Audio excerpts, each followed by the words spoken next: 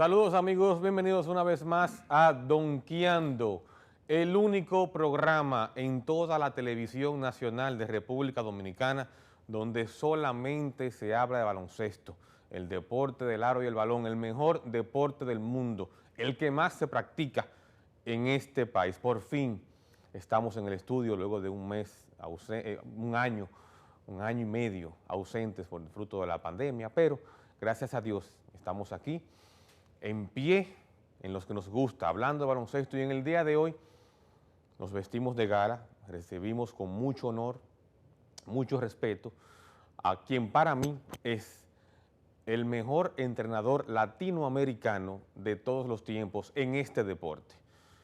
La bienvenida desde Puerto Rico, la Isla del Encanto, a Flor Meléndez. ¿Cómo está usted, Flor? Muy bien, muchas gracias por tenerme en tu programa y compartiendo con la gente de República Dominicana que tanto quiero y tanto admiro. Para muchos que no lo saben, de mi generación quizás, o generaciones anteriores, Flor Meléndez fue el primer refuerzo importado que vino al país, contratado por los Astros de Montecarlo de nuestro amigo y hermano Andrés Van der Horst, a quien está dedicado el torneo distrital en este año. Ese equipo que lo apadrinaba y era prácticamente dueño, amo y señor Andrés, que tenía en sus filas a Leandro de la Cruz, Julito Santos, Coqui Tolentino, Pachón Quesada, el arquitecto Leopoldo Ortiz y un jovencito de Jaina de 6 pies 7 pulgadas que luego se convirtió en posiblemente el mejor jugador de baloncesto dominicano, Cándido Antonio Civilio Hughes Chicho. Háblame de esa experiencia. Bueno, de llegar aquí primera vez a jugar con los Astros. Yo tenía una amistad con Andrés de antes porque yo traía muchos equipos de categoría de niños a jugar acá y cuando hacía falta traer algún equipo de grande, pues como yo trabajaba con la federación, pues yo traía parte de los jugadores de la selección mucho a jugar acá y jugábamos mucho en el Eugenio María de Hostos. Sí. Yo cuando dirigí Canóvana, pues ganábamos el campeonato, traíamos al equipo y yo reforzaba al equipo. Yo creo que ahí fue que me vieron jugar bien. Pero Andrés me conocía, entonces Andrés una vez me habló de la posibilidad de venir a jugar. Y bueno, y acepté con mucho cariño y llevamos ya pues toda esa etapa de ahí para acá con una hermandad con Andrés y tuve una experiencia tremenda porque ya yo tenía 27 años más o menos cuando vine a jugar aquí. Ellos eran jóvenes, un equipo de jóvenes, sí, claro. Quizás Leandro un poquito más veterano que los otros, pero era un equipo de jóvenes universitarios y la experiencia fue grande porque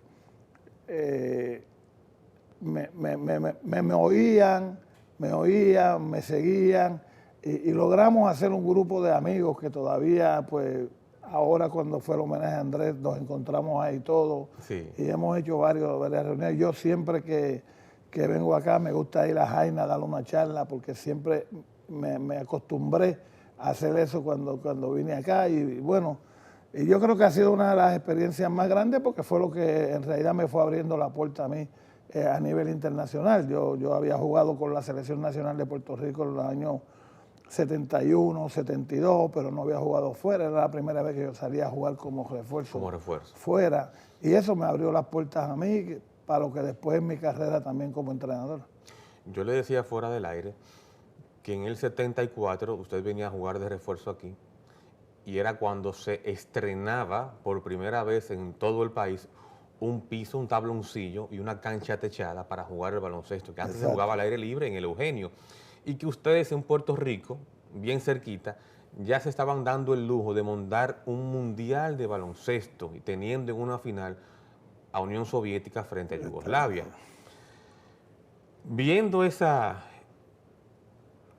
diferencia, la inflexión del baloncesto dominicano, ¿qué tanto le ha chocado a usted? Ese crecimiento que tuvo el baloncesto dominicano, que luego ya en 20 años o 30 años podía darse el lujo de ir a un mundial. Yo creo que eso se debió a la organización. O sea, Dominicana comenzó ahí una etapa como de reorganización, empezaron a llegar los Dominican York, Ya nosotros hacía años que teníamos los New York. Los New York, sí. Entonces comenzó Dominicana como a creer en que su baloncesto de verdad iba a ser potencia, porque empezaron a llegar todos esos muchachos, los preparaban. Yo creo que la federación también fue cambiando un poco y mejorando la federación, que es diferente a lo que ha pasado con nosotros. Nosotros tuvimos un espacio muy grande cuando Tuto salió de la federación. Sí. Cuando Tuto murió, pues tuvimos un espacio grande para mí, que no lo hemos podido todavía seguir, porque Tuto, además de ser un líder del baloncesto de Puerto Rico, era un líder a nivel mundial. A nivel mundial. Y entonces, es como yo digo, teníamos un vaqueo grande para todo lo que se quisiera hacer de baloncesto allá. Y eso pues yo creo que lo ha ido recuperando República Dominicana. Y para mí, lo que es República Dominicana y Argentina son los dos países que dieron el salto grande, con ya jugadores en la NBA y muchos jugadores jugando en Europa. Y teniendo sus ligas aquí. Y en NCAA también. Sí, en NCAA ni hablar. Tienen casi 40 ni hablar, porque tienen muchos jugadores en la NCAA y jugadores de calidad. O sea, que tienen donde escoger ya un buen equipo siempre que los jugadores también quieran jugar, porque muchas veces los jugadores pues quieren descansar en los tiempos que juega la selección. Exacto. Cuando menciona a Tuto, es Genaro Tuto Marchán, quien para muchos ha sido el ejecutivo del baloncesto de más preponderancia en toda Latinoamérica. Yo entiendo que sí. Y en el mundo solamente Stankovic, creo, que tuvo más trayectoria o más influencia que Tuto Marchán, querido por muchos aquí en el país y vilipendiado por otros que comenzaron a difundir la mentira de que por él no jugó Chicho Civilio en el 77, un disparate garrafal. Todavía hay gente que lo repite. Todavía hay gente que lo repite. No, Tuto era un defensor del baloncesto de América. Siempre.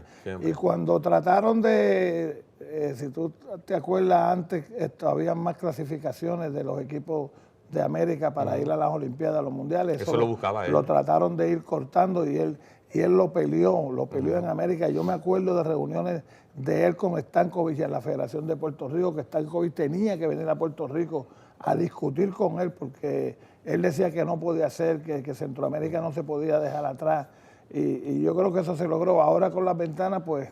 Yo recuerdo que en una entrevista él decía que lamentablemente el poco mercado para las grandes empresas que representaba Latinoamérica en esos Juegos Olímpicos le tumbó el pulso. Y él lo decía con mucho dolor. Exactamente. Él lo decía con mucho dolor. Usted menciona Argentina, Flor, y me gustaría tocar ese punto. Usted dirigió la selección de Argentina en el 86. 86. Fueron al Mundial de España de ese año.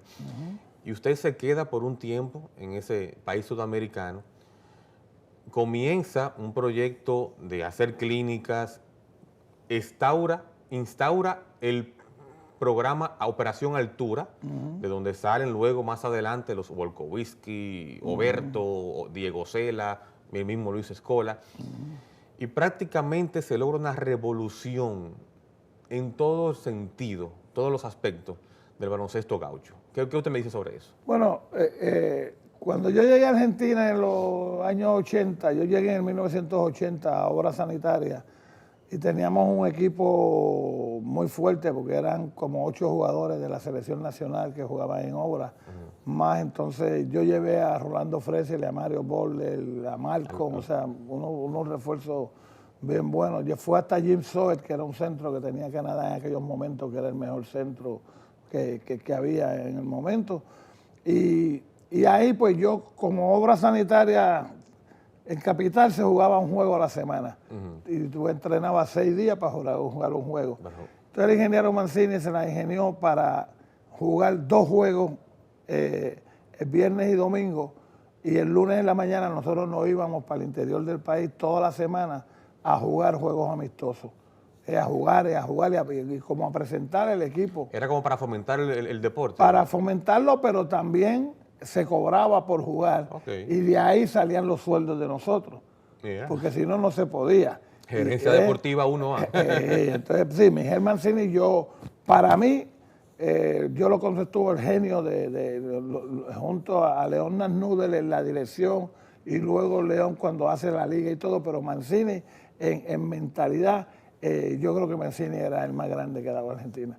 Nosotros en aquella época íbamos a jugar, teníamos todos los años una gira a jugar con el Big East, con todos los gastos pagos, imagínate. O sea, ustedes jugaban contra Providence, St. John, Con Georgetown, todo, Syracuse. con todo, un equipo de Argentina, tú sabes. Entonces, pues yo me crié en ese ambiente con ellos, y como iba a jugar por todo el país, yo veía que sí había unos talentos, pero poco desarrollados. Entonces, cuando me dan la selección, lo primero que le digo a la federación es, mira, yo voy a hacer un programa porque aquí hay muchos jugadores altos sin trabajar, que no los trabajan. Y nos fuimos a Río Tercero, en Córdoba, fue donde nos acuartelamos. Tuvimos como un mes y medio acuartelados. Éramos como 45, 50 jugadores y 15 entrenadores. Todos los entrenadores jóvenes que habían allí, pues yo me los llevé. Ahí estaba Vecchio, ahí estaba Lama, había un montón de entrenadores que a la larga fueron los entrenadores de la selección nacional y fueron entrenadores de mucha envergadura. ¿Ves? Y entonces, pues, nos fuimos ahí y ahí empezamos a ver los jugadores grandes. Cuando a mí me toca hacer la selección para el 86, yo tomo algunos de esos jugadores, a Maggi, Palito, que desgraciadamente pues murió, pero sí, que era un muchacho casi de 7 pies. Teníamos todos los jugadores altos. Entonces ahí voy en el 87 y llevo un equipo todavía más joven al suramericano. Y tenemos la suerte que ganamos el suramericano. En el 87. Sí. En el 86 pues hicimos un gran trabajo porque le ganamos a Estados Unidos. O sea, en la segunda ronda... Siempre ganar a Estados Unidos ese fue el palo, aliciente. Eso al otro día. Yo creo que uno de los problemas de ganar ese juego y no adelantar más, quizás fue que se celebró en demasía, porque esa misma noche, al otro día, salía la revista El Gráfico, que era la revista de América, tú sabes, claro, deportiva, claro. Y salieron como 20 y pico de páginas en esa revista, y los jugadores entonces estuvieron hasta altas horas en entrevistas, en esto, y jugamos al otro día juegos importantes, y perdimos un juego con Italia, creo que fue un juego muy cerrado, pero la verdad nosotros estábamos muy agotados, tú sabes, estaba el equipo de Italia, era un juego muy físico, pero tuvimos un gran torneo que se repitió. Por mala suerte ese equipo, cuando viene el Panamericano del 87 de Indianápolis, no lo podemos llevar por una controversia entre los jugadores y la federación. Algo parecido Puerto Rico 95, Mar del Plata. Exacto, pero sí, esa se dio en el país, no se dio en los juegos, sino que se dio cuando estábamos yo preparando el equipo para entrenar. Un equipo que pudo haber ganado medallas. Ese equipo estaba en su momento, era un equipo que estaba en su momento, que venía a jugar un gran mundial, que venía a ganar un suramericano, y yo creo que estábamos por encima de muchos equipos. ¿Y cómo tú lidiabas con el Loco Montenegro? Pues fíjate, eso es una historia, yo la cuento en mi biografía que va a salir pronto, y yo la cuento esa historia, porque esa es una historia. Montenegro era NBA, había jugado en España, Mavericks, pero nadie lo quería en la selección. ¿Y por qué? Pues todo el mundo decía que era que la disciplina de él. Disciplina, ok. Que hay un disciplinado, que si esto, que si lo otro. Pero yo tengo una teoría en eso, que yo le digo a la gente, denme todos los indisciplinados después que jueguen baloncesto. Si no juegan baloncesto, los indisciplinados, que los atienda otro. Pero los que juegan baloncesto, yo los atiendo. Porque yo, Montenegro, me senté con él y le expliqué, mira, tú estás aquí porque yo he puesto un esfuerzo por ponerte, los federativos no quieren saber esto y lo otro, yo quiero que tú me des la oportunidad a mí, yo te la voy a dar a ti y que tú me ayudes.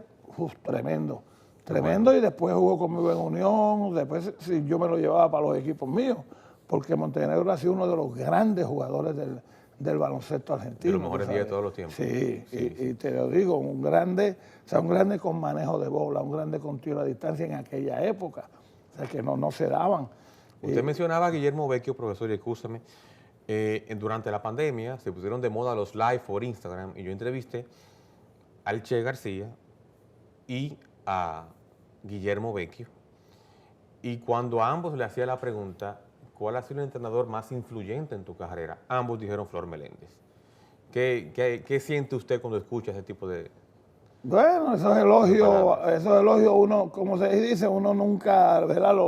Le está malo recibirlo. Pero yo he trabajado, yo he trabajado mucho para eso, por ejemplo, cuando a Vecchio yo lo veo, yo me gusta en los clubes que voy, porque yo digo, a mí me gusta dejar cosas sembradas. Por ejemplo, yo vine aquí a trabajar con Leones y yo trabajaba todas las mañanas con los jóvenes. El equipo trabajaba por la tarde, pero yo con los jóvenes trabajaba todos los días. ¿Eh? Y ahora pues me hablan de Juan Guerrero y a mí me Ahora pone es el bien mejor jugador de la contento. liga. A mí me pone bien contento porque ese fue un jugador que nosotros trabajamos mucho con él.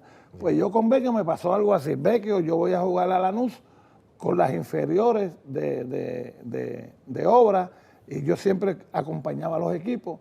Y yo veo a ese entrenador, 16, 17 años, y lo veo en la línea trabajando. Y entonces, bien efusivo siempre. me quedo callado, pero al otro día cuando voy al club, hablo con Mancini y le digo, Miguel, hay un entrenador que vi ayer, así, se llama así, se llama Edgardo Vecchio, hay que traérnoslo para ahora. Nos lo tenemos que traer porque ese es el que nos va a ayudar a subir todos esos jóvenes. Y bueno, y lo traímos a obra, lo puse a trabajar, trabajaba con los que habíamos, con los reclutados que nosotros llamábamos, y entonces trabajaba con las inferiores, y yo lo nombré asistente mío inmediatamente. Yo me tuve que ausentar a Puerto Rico porque como yo dirigía la Liga de Puerto Rico, trabajaba allá, dirigía la Liga, terminaba la Liga, volvía para allá, pues en el tiempo que yo no estaba, Edgardo tenía 18 años y yo lo dejaba dirigiendo el equipo de todos los jugadores de la selección. Pues ¿qué pasó? Cuando yo me fui de Argentina, pues de la selección, ellos nombraron a Edgardo en la selección. Y fue el entrenador que fue a las Olimpiadas Atlanta 96 y a quien se indica como el que comenzó ese grupo de la generación dorada. Exacto. Con el Sconocini, Luca Victoriano primero, luego los Ginóbili, Nocioni, Scola, y ese grupo porque que tanta gloria. Es un trabajador extraordinario. Y me pasó con Néstor igual. O sea, Néstor va a Puerto Rico a trabajar, porque Néstor, al ser de Bahía, Julio fue a trabajar conmigo cuando yo estaba en Bahía, hace una amistad con Julio, viene a Puerto Rico, pero donde primero vivió fue la casa de mis padres. Porque con mi hermano Jorge se hizo muy amigo de él, y entonces le dijo, no, vente, vamos para mi casa. ¿Eso fue en San Germán? No, eso fue cuando Julio estaba en Santurce, que mis padres vivían, yo vivía todavía en Carolina, y mi mamá y mi papá vivían al lado mío. ¿En qué momento usted dirige los Atléticos de San Germán? Bueno, yo a San Germán lo dirijo en el año 85. Sí. Porque yo dirigía a Carolina, como yo jugué, yo terminé mi carrera los últimos 7 años jugando en Carolina, organicé todo el baloncesto, el club, todas esas cosas en Carolina. Y en el año 85 empezó la temporada y cuando jugamos el primer juego contra San Germán, el coach era Tony Salki, que es uno de los grandes que dirigió NBA y todo. El coach era Nizalki, y entonces cuando jugamos el primer juego, hermanito me dice, Nizalki no le puede agarrar el de esto al equipo. Porque ya con Armandito yo tenía una amistad de la selección. Y me dice, cuando ustedes se eliminen, yo voy a hacer lo que no se ha hecho en Puerto Rico nunca, que es el primer cambio de entrenador. De entrenador. Y bueno, y se dio. Nosotros nos eliminamos, Carolina se eliminó, San Germán estaba bien mal para clasificar, y entonces nos reunimos. La experiencia grande de eso es que en el cambio, yo me reúno, cuando yo llego al sitio donde me voy a reunir con Armandito, está Tony Salki. Ahí pues hablamos, y Tony Salki me entrega todo lo que él había hecho. Lo que él había hecho en San Germán. Y me dice a mí, mira, aquí, Flor, no tienes que cambiar muchas cosas. Yo lo que no he podido entrar es en la cabeza del puertorriqueño. Que es lo que yo siempre he dicho. Nosotros, los dominicanos y los puertorriqueños, somos iguales. Nos parecemos demasiado. Somos iguales. O sea, un puertorriqueño puede dirigir aquí y un dominicano puede dirigir allá. Pero viene otra gente de afuera y no, las costumbres de nosotros Juan Bosch decía que éramos alas de una misma ave. Seguro. Entonces, pues, eso se dio. Nizalki no pudo, pues yo llegué a trabajar con la mente. O sea, pero era Piculín joven, Bobby Ríos joven, Oscar, pero tenía a Bush Lee. Y Casiano, bien jovencito. Casiano, 14 años. Casiano yo lo firmé al otro año, a los 14 años. También teníamos Ernesto Malcolm, o sea, era un gran equipo, José Ambae, era un gran equipo, pero no cuajaba.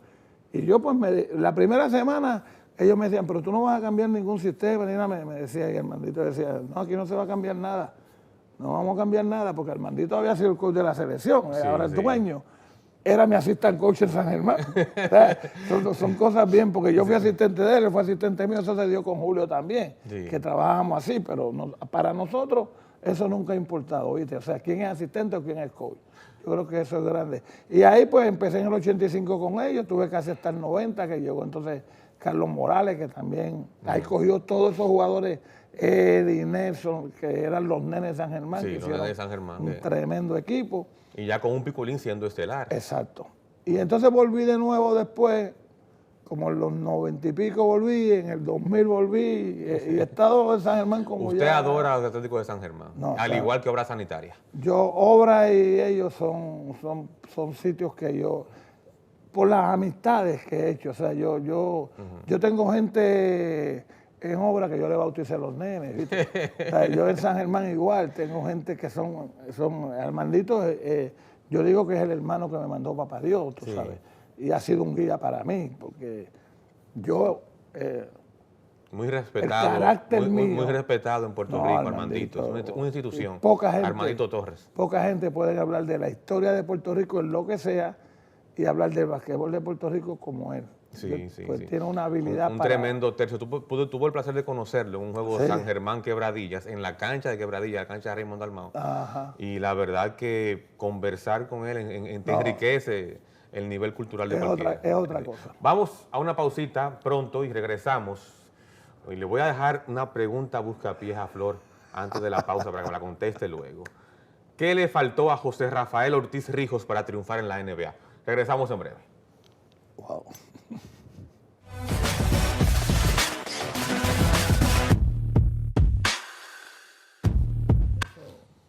Bien, entonces respóndame esa preguntita ahí. ¿Qué le faltó a Piculín para establecerse y ser estelar en la NBA? Yo creo que Piculín lo que tuvo fue mala suerte del equipo que lo drafteó. Sí. O sea, si él hubiera ido a otro equipo en la NBA, tenía demasiado de muy buenos jugadores en esa posición, el equipo de Utah. Entonces yo creo que eso le quitó a él tiempo de juego y fue lo que él no tuvo. O sea, oportunidades de jugar más. Luego a él inmediatamente le sale el irse a Europa, entonces estuvo en Real Madrid, estuvo en Barcelona, estuvo en Grecia, y Piculín ganó mucho dinero ahí, y no le interesaba la NBA. Después que salió de ahí, él no le interesó nunca, porque él estaba bien cómodo allí, y eso le permitía jugar por el equipo nacional, que para él ha sido lo más grande. O sea, Piculín, Por eso lo respeto tanto. Exacto. Yo, Julián, se lo respeto tanto a Piculín. Porque nunca le dijo que no a su selección nacional. Nunca. Piculín le decía, firmaba un contrato en Europa y decía, de tal fecha a tal fecha, yo tengo que estar jugando por mi selección. Y nunca dejó de hacerlo. Nunca. Iba, al igual que unos Juegos Olímpicos o a un Mundial, iba a un centro básquet, iba a unos Juegos Centroamericanos, iba a unos Panamericanos. A todo.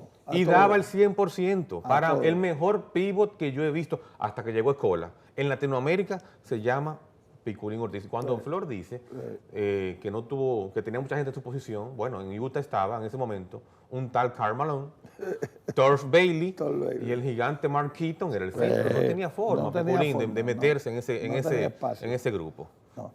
También por el estilo de juego que jugaba él. Tenía los ratitos que ponen a los novatos, sí, pero ya él, al estar más de un año, dijo, no, yo jugando ratos no puedo estar, o sea, no voy a seguir progresando, y decidió irse a Europa, y yo creo que fue el mejor paso que dio en su vida, porque lo aseguró económicamente, y además de eso, pues abrió puertas, y como te digo, pudo estar en todos los torneos que él tenía que estar por Puerto Rico, él estaba. Los mejores 5 jugadores de puertorriqueños de todos los tiempos. O el quinteto All-Star puertorriqueño de todos los tiempos. Al entender de Flor Meléndez. Ahí hay mucha... Ahí conmigo hay mucha, como yo te digo, Mucho sentimentalismo. Sí, porque es que la gente, yo jugué en una era en Puerto Rico, que ejemplo, yo jugué contra Pachín Vicente. Entonces, hay muchos armadores después de eso que han estado en la NBA y que han estado todos, pero Pachín, yo no vi ninguno como Pachín Vicente. Dicen que aquellos tiempos, que estos tiempos, pero como yo jugué contra todos y lo he visto jugar a todos, lo que hacía Pachín Vicente, yo no lo vi. Yo nunca he escuchado a nadie hablándome de Pachín Vicente diciendo lo contrario que usted está diciendo ahora mismo. No, Pachín. Todo el que vio a Pachín me dice lo mismo, que en Kansas State, con la selección de Puerto Rico, con los Leones de Ponce, siempre fue el mejor. Y con 5-8.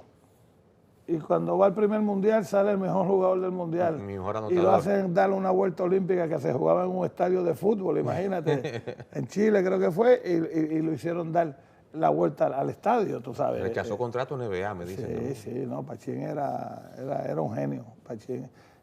Yo tengo una anécdota de él del primer juego que yo jugué en la liga contra él. En media cancha ese hombre me ha hecho a mí un movimiento que yo caí sentado. Sentado de espalda, ¡pap! Y cuando me paro, que yo miro, está él en el tiro libre tirando un jump shot. Sí, parada brusca y John Shot. Regresa, me da por aquí, me dijo, ya aprenderás. Y después me dirigió en la selección, que también yo creo que fue un buen dirigente.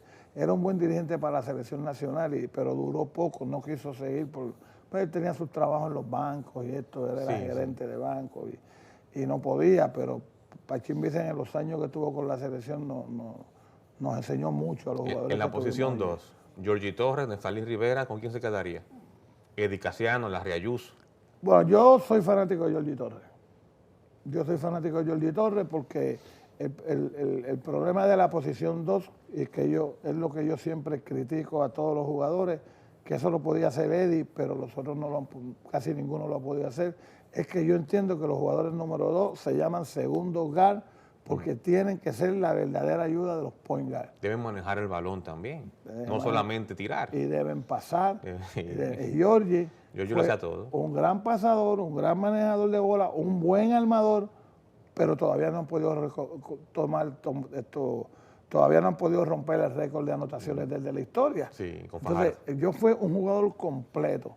La estatura le daba ventaja, la fuerza, un jugador demasiado muy fuerte, casi 6 pies 3 pulgadas, pero una potencia. Y en la 2 yo lo pondría. Raymond Dalmau sería mi 3. Piculín sería mi 5. Y el número 4, Rubén Rodríguez. Sería a Rubén Rodríguez. Ese sería mi quinteto.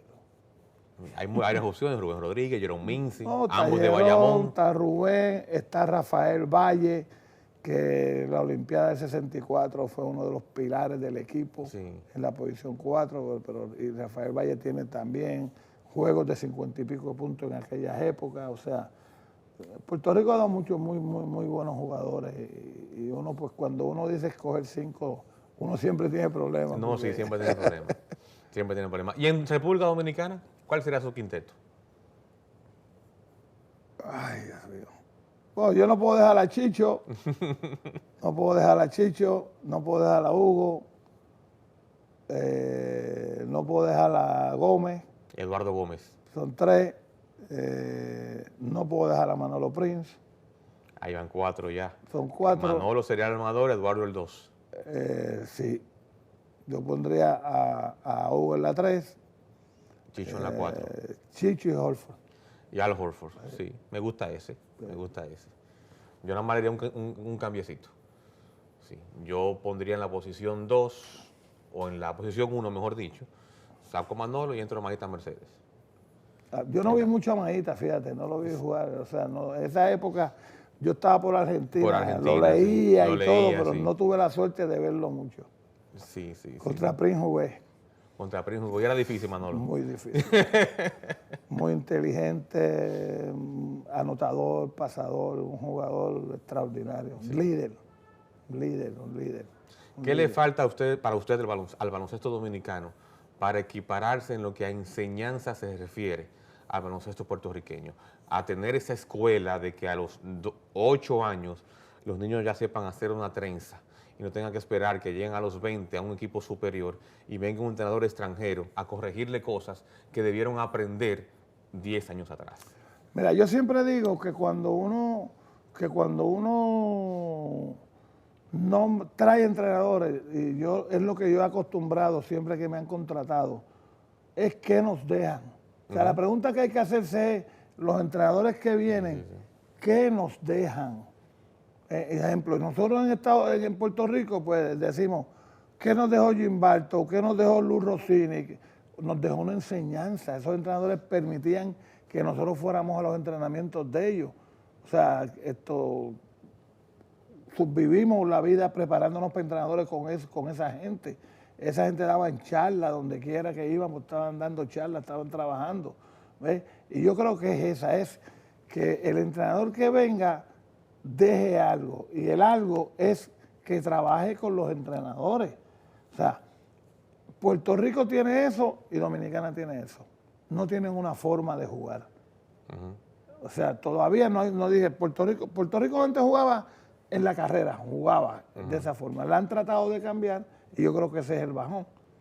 Porque Puerto Rico está acostumbrado a eso, lo mismo República Dominicana. Sí, claro. Cuando tú tratas de cambiar eso, pero tiene que ser desde abajo. El niño ya tiene que venir con una forma de jugar y que el reflejo de esos entrenadores que tienen las categorías inferiores sea el reflejo de lo que tienes en superior.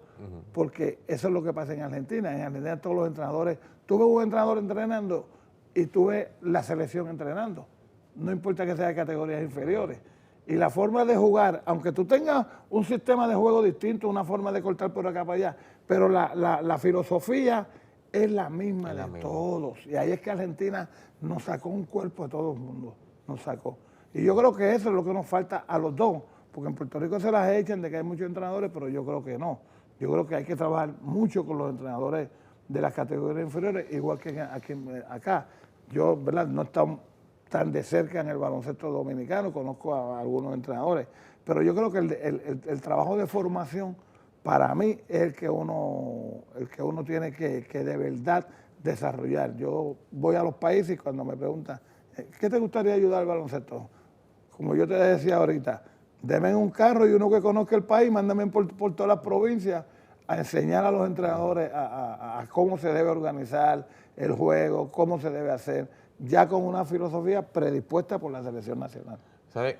Hay muchas diferencias en la estructura del baloncesto puertorriqueño y el dominicano. O sea, Puerto Rico en un momento, su selección se nutría de la Liga Atlética Interuniversitaria, LAI, por varios años. Muchas veces, sí.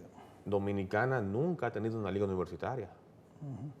Los niños en los torneos Little Lads y ese tipo de cosas allá juegan hasta 50, 52 partidos al año. Sí. Aquí juegan 3 y 4. ¿Y en Panamá no juegan?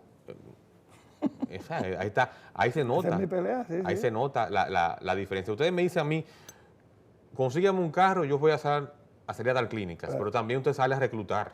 Sí, a ver lo que hay. Yo creo que todos los países de nosotros tenemos que levantar un programa Altura. Sí. Todos. ¿En qué consiste el programa Altura? El programa Altura es, como yo lo defino, es dame lo grande, o sea, barco grande, ande o no ande. Sí, sí. Dame todos los Usted altos. puede enseñar a los que sea menos a crecer. Dame todos los altos, aunque no sepan jugar, yo me encargo. Pues yo tengo ahora un ejemplo, lo tengo aquí en la liga, que por eso también es una de las cosas que estoy aquí. Sí. O sea, Jimmy Hilton en el 2016 llegó a Puerto Rico bien crudo. Pues lo fuimos desarrollando. No ha jugado mucho, pero no puede haber uno que haya entrenado más que él.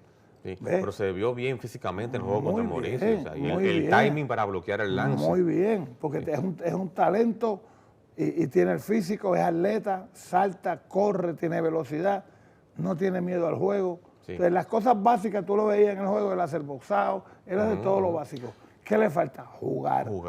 ¿Ves? Que por eso es que estos torneos pues le van a venir bien. Yo allá se lo dije, cuando tú terminas aquí te vas para Puerto Rico y yo te voy a llevar a todas las guerrillas que hay, donde quiera que haya un juego de guerrilla yo te voy a llevar, porque le hace falta jugar. Calle, como decimos. El juego de guerrilla sea aquí como un 21. Sí, jugar entre 5 contra 5 y vámonos por ahí, porque es lo que le hace falta es, como decimos nosotros, la calle, la cancha, o sea, estar ahí, estar jugando. Ahí, sí. Pero yo creo que es eso. Uno primero, el plan Altura hay que hacerlo. O sea, y así pues tú tienes el plan Altura, ya vas a organizar lo de los aleros y ya vas a organizar lo de los armadores. Con los armadores no tienes que tener mucha prisa porque los dos países, yo veo ahí muchos armadores. Sí, nacen ya. Entonces con eso pues tú puedes tener un poquito más de calma, pero con los grandes no. Porque los grandes primero que nos los quieren llevar para otros deportes, Segundo, que para desarrollar su físico y sus destrezas tardan más, ¿ves? Y a eso hay que tener paciencia. Y yo creo que esa es una de las cosas, una de las virtudes que Dios me ha dado a mí, que yo para bregar con esos jugadores yo tengo mucha paciencia.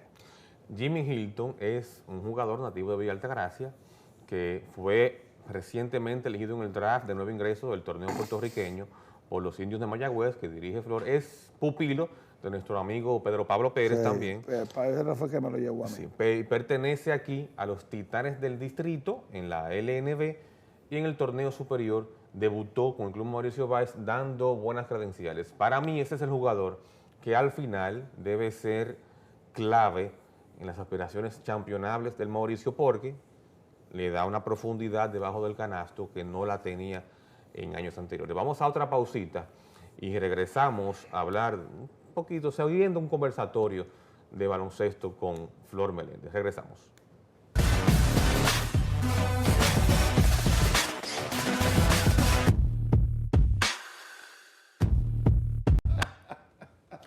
¿Usted sigue la NBA, Flor? Muy poco. O sea, me gusta, pero la veo más en los playoffs. Yo también. Que en la serie pero regular. Yo en la serie regular solamente veo a mi equipo, que son los New York Knicks. Y los míos también. Mire qué bien, mire qué bien. Yo soy de los Knicks desde tiempos antaños, de 89, 90, siendo un niño, me llevaron al Madison, me compraron un t-shirt y ya dije, no, este es mi equipo. Yo lo veo desde la época de Phil Jackson y Frazier y esa gente. Desde niño siempre he sido... Ward Frazier, Perla Monroe, Dave DeBusschere, la Willis Reed. Siempre. Okay. Yo por lo regular veo a los Knicks y no veo a los otros equipos, pero en los playoffs sí trato. Sí. Ese espectáculo de la NBA, ¿usted cree que le hace daño a los jugadores latinoamericanos en su crecimiento? Yo creo yo creo que le da mucha tendencia a la individualidad de los jugadores. Exacto. Y el juego, créanlo ellos o no lo crean, esto es un juego de conjunto. O sea, esto es un juego que no puede ser tanto el uno contra uno, el que la coge la tira, o sea, y uno ve cosas buenas porque son atletas. O sea, los NBA son jugadores muy atléticos, saben jugar el juego, pero yo creo que abusan un poco de la individualidad. Sí, y eso es lo que a mí no me llama mucho la atención de ese juego.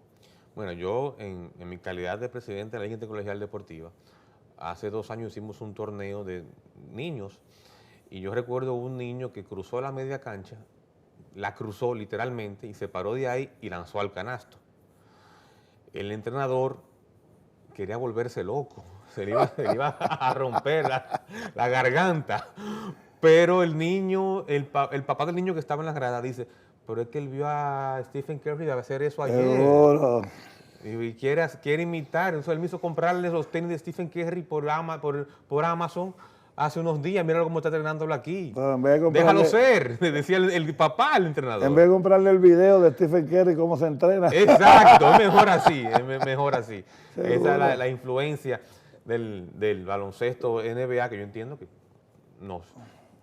Deja sus cosas buenas, sí, pero... porque después cuando el niño va a jugar, ejemplo, la esperanza de todos los gente de Latinoamérica es que el niño vaya a la NCAA, se prepare para llegar a la NBA. Pero si va a la NCAA con esa mentalidad, no juega. No juega. Porque la NCAA es un baloncesto bien organizado. Y muy rígido. Muy organizado. Se defiende bastante. Y en eso de los 35 minutos, los entrenadores los respetan, pero... tú sabes. Entonces, pues yo me acuerdo de Paul Wessel, un entrenador que fue a Puerto Rico, que jugaba Run and Gun. Run and Gun. Y fue el primer dirigente campeón con los Lakers de Magic Johnson en el 79-80. Y tuvo en Puerto Rico, tuvo éxito, porque la Liga de Puerto Rico es una liga más o menos así que se corre, pero llegó a la NCAA y no tuvo mucho éxito, pero entonces fue a la NBA y tuvo éxito. Luego regresó con los Jordan Merriman, con Bo Kimble y Hank Gathers, y implantaron hasta récord de puntos. Exacto. Aquel año que Gathers le dio un infarto y murió. Porque llegó primero, que no tenía, tú sabes, cuando llegó a la NCAA todavía no estaba eso en el ambiente, tú sabes, era el juego aquel de conjunto, UCLA, todos aquellos equipos, tú sabes. ¿Le fue bien a Paul Wessel en Puerto Rico? Le fue bien mejor que a Phil Jackson. Sí, pero con Felo. Él jugó con Cagua, Felo jugó con él. ¿Felo Rivera? Sí, Felo jugó ¿Y con él. Felo jugaba bien? Jugaba bien. Sí. Él era un buen dos. Jugaba bien. Jugaba de uno y jugaba de dos. Y muy inteligente. Felo era un hombre muy inteligente y así jugaba. Y jugaba bien. Jugó bien. ¿En algún momento tuvo una oferta Flor Meléndez para irse a entrenar en NCAA o algún equipo profesional en Estados Unidos? No, nunca, porque yo cuando comencé, pues yo dirigí en el 78 y 79 en Puerto Rico, o sea, 78, 79 dirigí los Panamericanos muy rápido en mi carrera, no tenía ninguna experiencia profesional. Y ahí en el 80 pues volví a dirigir la selección y ahí me voy a Argentina. Y yo me quedé en Argentina, tuve hasta el 87, estuve yo en Argentina corrido, llevé a la familia y todo para allá. Después entonces cuando vine, ahí llevé a Rolando se fue a España. En el 89 Rolando me recomienda y me llevan al TDK Manresa. Y voy y trabajo. Eso era ACB ya. Y trabajo 2 años en España, que hago lo mismo, terminé mi primer año y me traje 3 jugadores de España, los más jóvenes que yo tenía, que ahora uno, Joan Peñarroya, es el técnico que ganó ahora la BCL esa que están jugando en Sudamérica con allá. Él fue el campeón ahora de ese torneo. Y los preparé en Puerto Rico. Cuando volví para allá, el dueño del equipo había firmado un montón de jugadores bien veteranos, Juan de la Cruz saliendo del Barça ya veterano, y yo creo que ese fue uno de los errores más grandes para mí el más grande de mi vida como entrenador, que fue el haberme peleado con el dueño del equipo, porque me llevó unos veteranos, entonces los jóvenes que yo había preparado por 3 meses que los llevé, los tenía estancados. No los pude poner a jugar y iban con una promesa mía, ¿viste? Entonces, pues ahí yo empecé, me llevaron ahí mismo, me llega George Gervin, de Iceman, pero de Iceman ya derretido. 40 y pico de años, tú sabes, fuera de condición. Entonces yo, pues, en realidad fue meter las patas. Que era una firma más mercadológica que técnica. Sí, que eso fue lo mismo que él me decía. Pues yo le decía, ¿pero por qué esto? Y me decía, cuando termine el año yo te voy a decir por qué. Sí, claro. Claro. Entonces él me decía... La ACB en su comienzo... Me decía, el libro que yo le llevo ahora a los sponsors es así. Sí. Con lo que se va a escribir de George Gervin va a ser así. Entonces vale 5 veces más el equipo. Sí, claro. Tenía razón. Pero yo dentro de mi mentalidad en ese momento, si fuera ahora no me agarra, ¿viste? Pues yo tenía que, como yo digo, comerme eso y quedarme allí tranquilo, y hubiera durado muchos años en España. A lo mejor te hubiera retirado ya. Sí. Pero no pude aceptarlo. No pude aceptarlo porque es que el compromiso mío con los jóvenes es muy grande, ¿viste? O sea, y a todos sitios que voy trato de hacer eso, de desarrollar los jugadores jóvenes, porque no van a haber equipos nacionales buenos si no hay jóvenes buenos. Exacto. Eso totalmente de acuerdo. ¿Tenía razón José Juan Barea en sus críticas a la gestión de Eddie Casiano hace unos meses atrás, en la selección nacional? Yo no he querido comentar nunca de eso. O sea, yo creo que esto, qué sé yo, esas son cosas que hay que resolverlas o en el camerino o en una oficina. Y no públicamente. No públicamente, ni dónde, ni cómo. Yo lo que le critico a él no es lo que él dijo, porque yo o sea, yo no he estado al lado de él como técnico, sea como sea, con los equipos que le han dado, él ha trabajado bien. Y él sale a flote. Pero en un programa donde tú estás entre tú y yo entrevistándome, y yo me estoy dando tragos y tú te estás dando tragos, al tercer trago ya las cosas cambian. Las cosas cambian, sí. Y entonces eso, yo creo que, por eso yo no cogí esa entrevista con mucha seriedad. Creo que se le faltó al periodismo y también... Porque no es periodista el que estaba entrevistando. Era bachatero, ¿no? Sí, era bachatero, pero no es lo mismo que te entreviste... Es un influencer allá. Ernesto Díaz González o que te entreviste el señor. Exacto. Entonces Ernesto Díaz González es el rubio como la Sammy de allá. Exacto, exactamente. Entonces Barea cayó como decimos nosotros, cayó en ese pescado. ¿Viste? Cayó en ese pescado y habló cosas que que se las puede decir a Eddie en su cara. Y me sorprendió de José Juan porque él no es así. Él no es así. Exacto. O sea, Él no- yo firmé a Barea a los 15 años en Mayagüez. Sí, sí. Y Te lo llevó Gorilón, el entrenador. Gorilón. Entonces, o sea, Barea ha sido un muchacho siempre simple, un Sí, jugador, muy una humilde, muy persona humilde. humilde, comparte con todo el mundo y tiene su esto de niños. Todos los años él va y hace su campamento para niños y arregla, tiene una actividad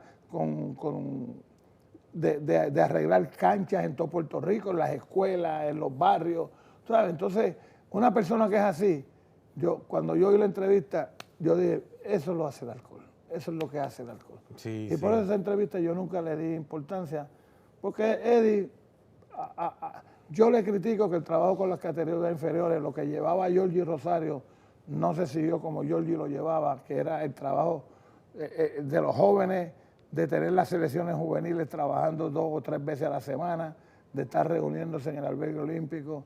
O sea, eso no se tenía. Ahora Puerto Rico depende más en las inferiores para lucir bien de los muchachos que trae directo de Estados Unidos a jugar, no de los que se desarrollan en Puerto Rico.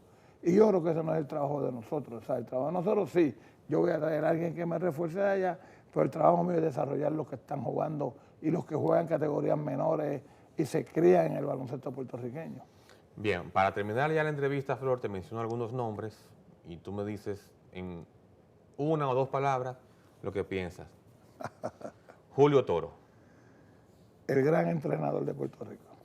Andrés Van der Horst. Mi hermano, la persona que en mi momento clave de yo estar preparándome para lo que he podido hacer hasta ahora, me agarró de la mano y me dio la mano. Tuto Marchán. Como mi papá. Piculín Ortiz. Mi hijo. Muchas gracias, Flor. Un placer de verdad y espero en algún momento que eso que usted hizo en Panamá, que hizo en Puerto Rico, que hizo en Argentina, lo pueda hacer aquí en República Dominicana en algún momento. Bueno, yo como siempre digo, Dios te oiga. En la Dominicana yo guardo muchos recuerdos, muchos amigos. Yo cuando llegué a Dominicana hice una amistad con Sergio Tavera y Franklin Winkel, que también son... Dos detectives. ¡Wow! Y nos decimos así. Yo le digo los detectives, ellos me dicen que el detective es puertorriqueño. Sí. Pero yo hice mucha amistad con mucha gente, o sea, con mucha gente. Y no puedo mencionarlos a todos porque... Y qué sé yo, cuando yo llego acá es otra cosa. Sí, se siente bien. Es otra cosa. Me Sí, siento bien. muy bien, me siento como en mi casa. A mí, a mi familia, las tratan muy bien. Entonces, como que debo eso. Yo creo que yo le quedé a deber a los Leones cuando me trajeron aquí a la liga, porque nosotros teníamos un equipo para haber ganado esa liga. Yo no creo que usted quedó debiendo, no. Pero, ¿Sabe por qué? Porque 2 años después, ese equipo, yo estaba siendo gerente de operaciones, fue campeón. ajá. Y hay jugadores como Giancarlo Acosta, Juan Guerrero, Manuel Fortuna, Melvin Richardson, que decían, esto me lo enseñó Flor. Sí, porque- Y lo pusieron en práctica. Señores, tenemos que irnos, Flor. De verdad, muchísimas gracias. Bendiciones a usted y su familia. Y espero verlo pronto por aquí una vez más. Bueno, muchas gracias. Regresamos con Donkeando la próxima semana. Un abrazo.